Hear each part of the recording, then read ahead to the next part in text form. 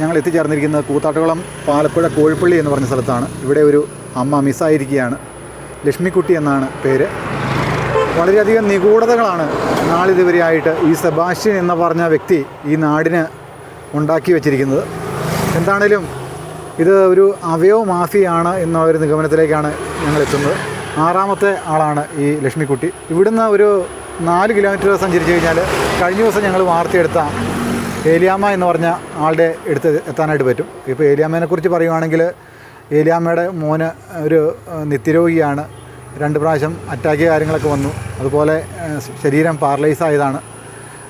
ഇതൊക്കെ ഞങ്ങൾ വാർത്തയെടുത്ത് ചെല്ലുമ്പോഴാണ് ഓരോരോ കഥകളിലേക്ക് ഞങ്ങൾ എത്തിച്ചേരുന്നത്. അവിടെ ചെന്നപ്പോൾ അറിഞ്ഞത് കൂത്താട്ടോടത്തെ SI ആയിരുന്ന സാംസൺ എന്ന് പറഞ്ഞ ആൾ അതിനിഷ്ഠൂരമായി ആ മോനെ അടിച്ച് ചമ്മന്തി പരുവാക്കി ശരീരത്തിൻ്റെ ഒരു ഭാഗം ഭാഗികമായി തളർന്ന അവസ്ഥയിൽ.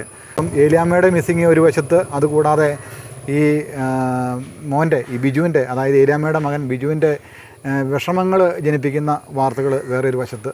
പോലീസ് ഇതിൽ നിന്നല്ല ഞങ്ങൾക്ക് മനസ്സിലായി എന്താണെന്ന് വെച്ച് കഴിഞ്ഞാൽ വേണ്ട രീതിയിലുള്ള ഒരു അന്വേഷണം, ക്രിയാത്മകമായ ഒരു അന്വേഷണം നാളിതുവരെയായിട്ട് ഉണ്ടായിട്ടില്ല. അല്ല, സമൂഹത്തിൽ ഇങ്ങനെ ഓരോ സ്ത്രീകൾ മിസ്സായിക്കൊണ്ടിരിക്കുകയാണ്. കാരണം 8 വർഷം, 10 വർഷം, 11 വർഷം, 13, 15 ഇത്രയും വർഷമായിട്ടും പോലീസ് ഈ കേസ് ഇപ്പോഴും അന്വേഷിച്ചുകൊണ്ടിരിക്കുന്നു. ഒരു തുമ്പും കിട്ടുന്നില്ല. ഏത് കേസും തെളിയിക്കുന്ന നമ്മുടെ ഈ പോലീസ് സംവിധാനത്തിൽ എന്തുകൊണ്ടാണ് ഇവർക്ക് ഇതിലേക്ക് എത്താൻ സാധിക്കാത്തത്? അതേക്കുറിച്ച് കൂടുതലായിട്ട് ചിന്തിക്കുമ്പോൾ സെബാസ്റ്റ്യന് ഉന്നതതലത്തിലുള്ള ബന്ധങ്ങളിലേക്കാണ് എത്തുന്നത്.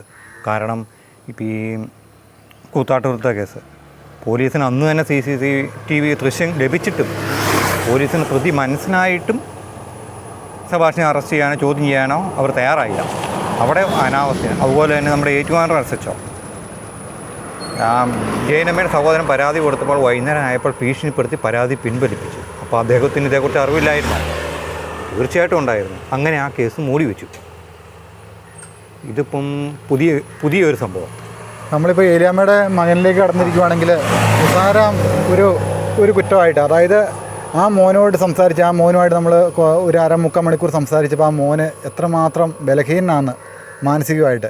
കാരണം അവന് ജസ്റ്റ് ഒന്ന് പോലീസിൽ നിന്ന് ഉറക്കെ സംസാരിച്ച് കഴിഞ്ഞാൽ തന്നെ അവൻ്റെ കളവ് വിവരങ്ങൾ, അവൻ മൊബൈൽ ഫോൺ എടുത്തു എന്നാണ് പറഞ്ഞിരിക്കുന്നത്. അവൻ തന്നെ അവൻ്റെ തെറ്റുകൾ അവന് അംഗീകരിക്കുന്നുണ്ട്. ഒരു തർക്കവും പറഞ്ഞിട്ടില്ല. ഞാൻ നിരപരാധിയാണെന്നൊന്നും അവൻ പറഞ്ഞിട്ടില്ല. അവൻ അംഗീകരിക്കുന്നുണ്ട്. പോലീസിൽ നിന്ന് വിരട്ടി ചോദിച്ചാൽ തന്നെ അവന് ഉള്ള കാര്യങ്ങൾ തുറന്നു പറഞ്ഞേനെ. പക്ഷേ അവനെ ഇഞ്ച പരുവാക്കി ജീവിക്കുക. അവൻ്റെ ജീവിതമല്ലേ തല്ലി തകർത്തേ. ജീവിതം തല്ലി താർത്തെന്ന് വെച്ചാൽ അന്ന് തന്നെ വൈകുന്നേരം അവനെടുത്ത മൊബൈൽ ഫോൺ തിരിച്ചു ലഭിച്ചു. അതിനുശേഷം അന്ന് രാത്രി തൊട്ട് പിറ്റേ ദിവസം ഏതാണ്ട് പകൽ 11 മണി വരെ ക്രൂര പീഡനം. അവൻ തന്നെ പറയുന്നുണ്ട് 2 കാലിലും മാറി 40 അടി വരെ എഴുതി. അന്ന് സാംസൺ ആയിരുന്നു അവിടെ SI ആയിട്ടിരുന്നത്. സാംസൺ മാത്രമല്ല, അവനെ ആ സ്റ്റേഷനിലുള്ള മിക്ക ആൾക്കാരും തല്ലിയെന്നാണ് പറയുന്നത്. വനിതാ പോലീസ് അടക്കം വന്ന് മർദ്ദിക്കുകയായിരുന്നു. ആ സമയം തന്നെ ഒരു കൊലക്കേസ് പ്രതികളെ കൊണ്ടുവന്നു.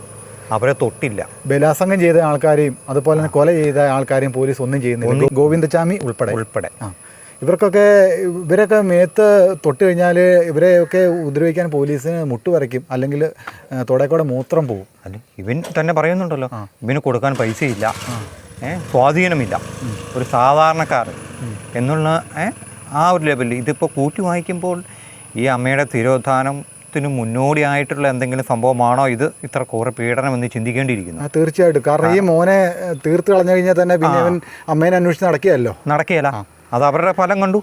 ഇവൻ ഒരു വശം തളർന്ന് കട്ടിലെ കിടപ്പായി. പിന്നെ ആരും ചോദിക്കാനില്ല. അതിനുശേഷം 2 വർഷത്തോളം ആയപ്പോഴത്തേനും അമ്മേനെയും കടത്തിക്കൊണ്ടുപോയി. ഇത് തന്നെയാണ് ഇപ്പോൾ നമ്മൾ എത്തിയിരിക്കുന്ന പുതിയ. ഈ ഏലിയാമ്മയുടെ കാര്യം നമ്മൾ പറയുന്നുണ്ട്, ഏലിയാമ്മയുടെ മോൻ്റെ കാര്യം പറയുന്നുണ്ട്. ഈ സെബാസ്റ്റ്യനെ പോലീസിന് ഇന്ന് ഇവരൊന്ന് ഒരു തല്ലെങ്കിലും വെച്ച് കൊടുക്കാനായിട്ട് സാധിച്ചിട്ടുണ്ടോ? ഈ കാലത്രയും സെബാസ്റ്റ്യനെ ഒന്ന് തല്ലാനോ ഈ ബിജുവിൻ്റെ, അതായത് ഏലിയാമ്മയുടെ മകൻ ബിജുവും സെബാസ്റ്റ്യനുമായിട്ട് നമ്മളൊന്ന് തിട്ടപ്പെടുത്തി നോക്കുവാണെങ്കിൽ ഈ സെബാസ്റ്റ്യനെ ഒരു അടിയെങ്കിലും വെച്ച് കൊടുക്കാനായിട്ട് പറ്റിയിട്ടുണ്ടോ? അല്ല, സെബാസ്റ്റ്യനെ അടിക്കാൻ കഴിയില്ല. കാരണം സെബാസ്റ്റ്യൻ എന്ന് പറയുന്നയാൾ ഒരു ബിനാമി മാത്രമാണ്. സെബാസ്റ്റ്യൻ എല്ലാവരും പറയുന്നത് സെബാസ്റ്റ്യന് മാനസിക രോഗമാണ്, സൈക്കോ ആണ്.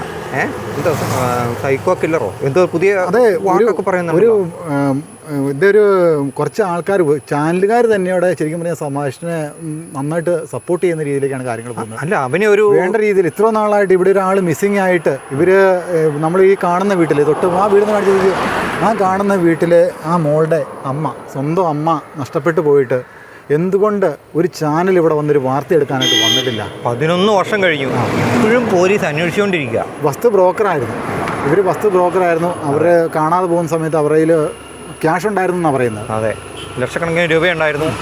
പിന്നെ പലർക്കും പൈസ മറിക്കാൻ കൊടുക്കുന്നുണ്ടായിരുന്നു. ഏതെങ്കിലും ഒരു പോലീസോ അല്ലെങ്കിൽ SIയോ ഉള്ള ആരെങ്കിലും വന്നിട്ട് ഇങ്ങനെ ഒരാളോടെ മിസ്സായിട്ടുണ്ട്, അതിൻ്റെ വാർത്ത കൂടി എടുക്കണം ഏതെങ്കിലും ചാനലിനോട് ഇവർ പറയാൻ തയ്യാറായോ? തയ്യാറായിട്ടില്ല. നമ്മൾ ഓരോ ഏരിയയിൽ വാർത്ത എടുക്കാൻ പോകുമ്പോൾ നമ്മൾ ആ പ്രദേശത്ത് ഇവിടെ ആരെങ്കിലും മിസ്സായിട്ടുണ്ടോ എന്ന് നമ്മൾ ചോദിച്ച ഓരോ കാര്യങ്ങൾ ചോദിച്ചാണ് നമ്മളിവിടെ വീട്ടിൽ വന്നത്. നമ്മളെ വിവരാശം വെച്ചിട്ടുണ്ട്, പക്ഷെ നമ്മൾ അത് എടുത്തു കഴിയുമ്പോഴായിരിക്കും നമ്മൾ ഞെട്ടാൻ പോകുന്നത്. ഗുരുതരമായ അനാവസ്ഥയാണ് ഇവിടെ നടന്നിരിക്കുന്നത്. കാരണം ഇത്ര ഒരു കേസ് പോലും 11 വർഷം കഴിഞ്ഞിട്ടും ഒരു കേസ് ഇവർക്ക് അന്വേഷിച്ച് കണ്ടെത്താൻ കഴിയുന്നില്ല. അതിൽ ഈ സെബാസ്റ്റ്യനുമായിട്ട് ബന്ധപ്പെട്ട കേസാണെങ്കിൽ ഉന്നത ഉദ്യോഗസ്ഥർക്കുള്ള പങ്കാണ്. സിജിയുടെ അനുമാനം അനുസരിച്ച് എത്ര പേര് കേരളത്തിൽ മിസ്സായിട്ടുണ്ടാക്കി സ്ത്രീകളായിട്ട്? 100 കണക്കിന് പേരുണ്ടാവും. 100 അല്ല, നമുക്കൊരിക്കലും ചിന്തിക്കാൻ പറ്റാത്തത്രയുണ്ട്. ഉണ്ടല്ലേ? ഉണ്ട്. കാരണം ഈ കേരളത്തിലെ മൊത്തം കണക്ക് നമുക്കത് ചിന്തിക്കാൻ പോലും പറ്റില്ല. നമുക്കൊരു 5-6 പോലീസ് സ്റ്റേഷനിൽ വെച്ചാൽ തന്നെ 100 മേടി വരും. ഇപ്പോഴത്തെ ഒരു വിവരം അനുസരിച്ച് ഇത് ഈ 11 വർഷമായി ഈ കേസും നമ്മളിപ്പോൾ അന്വേഷിച്ചിറങ്ങിയത് കൊണ്ട് മാത്രമല്ല ഇത് കണ്ടേ. നമ്മൾ ഓരോ ഏരിയ ചെല്ലുമ്പോൾ ആ ഏരിയ ആയിട്ട് ബന്ധപ്പെട്ട ആൾക്കാരോട് നമ്മൾ ചോദിക്കുന്നുണ്ട്, ആൾക്കാർ മിസ്സിങ് ഉണ്ടോ, ഇവിടെ ആൾക്കാരെ കാണാനുണ്ടോയെന്ന്. അപ്പോൾ കേരളത്തിൽ ഇതുപോലെ മിസ്സായി കഴിഞ്ഞ് കഴിഞ്ഞാൽ ഏതെല്ലാം രീതിയിൽ ആ കേസ് ഒതുക്കി തീർക്കാമെന്ന് അവർക്ക് തന്നെ കൃത്യമായിട്ടുള്ള കാര്യങ്ങൾ ഉന്നത അധികാരികൾ പറഞ്ഞു കൊടുത്തിട്ടുണ്ടോ എന്നുള്ള കാര്യങ്ങളിലേക്കാണ് നമുക്ക് എത്തേണ്ടത്. ക്ലിയർ അല്ലേ? റോസമ്മ പറയുന്ന ഒരു വക്കീൽ, അദ്ദേഹം കൃത്യമായി പറയുന്നു, ഈ ഭർത്താവ് മരിച്ചവർ, ഒറ്റപ്പെട്ട് കഴിയുന്നവർ, ഇങ്ങനെയുള്ള സ്ത്രീകളെ ഇനി പോയി പരിചയപ്പെടണം, അതിനെല്ലാ സഹായങ്ങളും അദ്ദേഹം ചെയ്തു തരും. അത് തന്നെ. അതായത് അതിൻ്റെ പുറകെ സെബാസ്റ്റ്യൻ, ഇവരെല്ലാം പുറകിൽ, ഈ സെബാസ്റ്റ്യൻ്റെ പുറകിൽ ഇവരെല്ലാം നിന്നു. ഉന്നത അധികാരികൾ, വക്കീൽ, ഉന്നത പോലീസ് ഉദ്യോഗസ്ഥർ, ഇവരെല്ലാം പുറകെ നിന്ന് സെബാസ്റ്റ്യനെയും റോസമ്മേനെയും ഒരു കരുവാക്കി മുമ്പിൽ നിർത്തി. ഇനി എങ്ങനെയെങ്കിലും സെബാസ്റ്റ്യൻ്റെ ജീവൻ അപകടപ്പെടുത്തിയാൽ, റോസമ്മയുടെ ജീവൻ അപകടപ്പെടുത്തിയാൽ കേസ് ക്ലോസ്. ഇത് വലിയൊരു ശൃംഖലയാണ്. കേരളത്തിൽ ഒരു ഇത്തിൽക്കണ്ണി പോലെ പടർന്ന് പന്തലിച്ച് കിടക്കുകയാണ്. വലിയൊരു മാഫിയ സംഘം പോലെയാണിത്. ഇത് അഭയോ മാഫിയ തന്നെയല്ലേ സിജിയെ? തീർച്ചയായിട്ടും അഭയ മാഫിയോ അല്ലെങ്കിൽ ഈ ലഭിക്കുന്ന പണം മറ്റെന്തെങ്കിലും പ്രവൃത്തികൾക്കാണ് ഉപയോഗിക്കേണ്ടത് എന്നും ഇത് അന്വേഷിക്കേണ്ടിയിരിക്കുന്നു. എന്താണ് ഇതിൻ്റെ പുറകിൽ ഒരു വലിയൊരു ഗ്യാങ് ഉണ്ട് ഇതിൻ്റെ പുറകിൽ. പക്ഷേ അത് ആരും ഒരു പോലീസുകാർക്ക് ഇത് അന്വേഷിച്ചത് പൊതുജന സമക്ഷത്ത് കൊണ്ടുവരാൻ സാധിച്ചിട്ടില്ല. അത് പോലീസിൻ്റെ ഭാഗത്തുണ്ടായ ഒരു വലിയൊരു വീഴ്ച തന്നെയാണിത്. അല്ല, പോലീസ് കൂട്ടു നിൽക്കുകയാണല്ലോ. ഇപ്പോൾ കൂത്താട്ടുകുളം കേസ് തന്നെ എടുത്തു കഴിഞ്ഞാൽ പോലീസിനെല്ലാം മനസ്സിലായിരുന്നു, എന്നിട്ട് അവർ മിണ്ടിയില്ല. എന്തുകൊണ്ടാണ് പോലീസ് കേസ് പ്രതിയെ ലഭിച്ചിട്ടും പോലീസ് എന്തുകൊണ്ടാണ് അതിന് സപ്പോർട്ട് ചെയ്തത്? ഇപ്പോൾ ഏലിയാമ്മയുടെ വീടിൻ്റെ അവിടുന്ന് ഒരു 5 കിലോമീറ്റർ മാത്രമാണ് ഈ ലക്ഷ്മിക്കുട്ടിയമ്മയുടെ മോളുടെ വീട്ടിലേക്കുള്ളൂ. അപ്പോൾ ഈ വീട്ടിൽ വന്നു പോകാറുണ്ടായിരുന്നു. തൊടുപുഴ ഒക്കെ വന്ന് ബ്രോക്കർമാരൊക്കെ ആയിട്ട് പരിചയം ഉണ്ടായിരുന്നു. ആ പരിചയം ആളിപ്പടർന്ന് തൊടുപുഴയുടെ പരിസര പ്രദേശങ്ങളിലും ആൾക്കാർ മിസ് ആയിട്ടുണ്ട് എന്നുള്ള സൂചനയിലേക്ക് നമുക്ക് എത്താൻ മേലേ? തീർച്ചയായിട്ടും എത്താം. കാരണം തൊടുപുഴയിലെ എല്ലാ വസ്തു ബ്രോക്കർമാരുമായിട്ട് പരിചയമുണ്ട്. ഇവർ നല്ല രീതിയിൽ ബിസിനസ് നടത്തിയിരുന്ന ആളാണെന്നാണ് അറിയാൻ കഴിഞ്ഞത്. അപ്പോൾ സെബാസ്റ്റ്യൻ അവിടെയുള്ള ബ്രോക്കർമാരുമായിട്ട് പരിചയം ഉണ്ടായിരുന്നു. പിന്നെ ലക്ഷ്മിക്കുട്ടിയമ്മ വസ്തു ബ്രോക്കറായിരുന്നു, പണം കടം കൊടുക്കുന്നുണ്ടായിരുന്നു. കാണാതാകുമ്പോൾ ഇവരുടെ ശരീരത്തിൽ നല്ല സ്വർണ്ണാഭരണങ്ങളുണ്ടായിരുന്നു, കയ്യിൽ മറ്റുള്ളവർക്ക് കൊടുക്കാനുള്ള പണമുണ്ടായിരുന്നു, ലക്ഷക്കണക്കിന് രൂപയുണ്ടായിരുന്നു, 3 പവൻ്റെ ഒരു മാലയുണ്ടായിരുന്നു, അതുപോലെ തന്നെ വളയുണ്ടായിരുന്നു. സെബാസ്റ്റ്യന് ഇവർക്ക് പണം കടം കൊടുത്തിട്ടുണ്ടോ നമുക്ക് പറയാൻ പറ്റിയില്ല. കാരണം ഇവരുടെ കയ്യിൽ ഒരുപാട് പൈസ ഉണ്ടായിരുന്നു എന്നാണ് അറിയാൻ സാധിച്ചത്. അല്ല, ഈ അന്വേഷണം CBI അന്വേഷിച്ച് കഴിഞ്ഞാൽ തീർച്ചയായിട്ടും അതെ. കാരണം കേരള പോലീസിലെ ചില ഉന്നത ഉദ്യോഗസ്ഥർ ഇതെല്ലാം അറിയാമായിരുന്നു. അവർ ഇത് മറച്ചു വെച്ചു. ശരിക്കും പറഞ്ഞാൽ ഈ കൊല നടത്തുന്നതും അത് മറച്ചു വെക്കുന്നതും തുല്യമായ കുറ്റമാണ്. അതിനെ സപ്പോർട്ട് ചെയ്യുന്നു, അറിഞ്ഞിട്ടും മിണ്ടാതിരിക്കുന്നു. ഈ ബിന്ദു പത്മനാഭൻ്റെ സ്ഥലം വാങ്ങി എന്ന് പറയുന്ന സതീഷ്, അതായത് ബിന്ദു പത്മനാഭൻ്റെ സ്ഥലത്തിന് അഡ്വാൻസ് കൊടുത്തു. അതിനുശേഷം അത് ആ എഗ്രിമെൻ്റ് എക്സ്പയറായി, കോടതിയിൽ നിന്ന് അനുകൂലമായ വിധികൾ മേടിച്ചു. അതിനുശേഷം പ്രവീൺ എന്ന് പറഞ്ഞ ആൾ 2017-2018 കാലഘട്ടത്തിൽ സ്റ്റേഷനിൽ പരാതിയായിട്ട് കൊടുക്കുന്നു. സെബാസ്റ്റ്യൻ പിടിക്കപ്പെടുന്നു.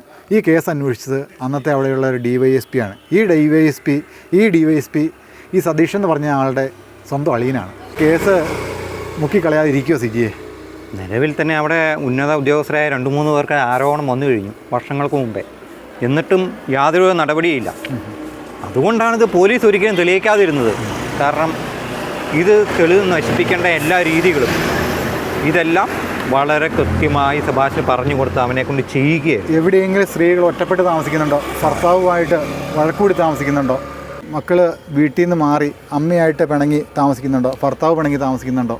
ഒറ്റപ്പെട്ട് ജീവിക്കുന്ന സ്ത്രീകളെ വളരെ തന്ത്രപൂർവ്വം സെബാസ്റ്റ്യൻ കണ്ടുപിടിക്കും. അപ്പോൾ ഇത് അന്വേഷിക്കാനായിട്ട് തന്നെ ഒരു ഗ്യാങ് ഇല്ല സിയെ? തീർച്ചയായിട്ടും ഉണ്ട്. ഒരു വൻ നെറ്റ്വർക്കാണ് ഇതിന് പിന്നിൽ.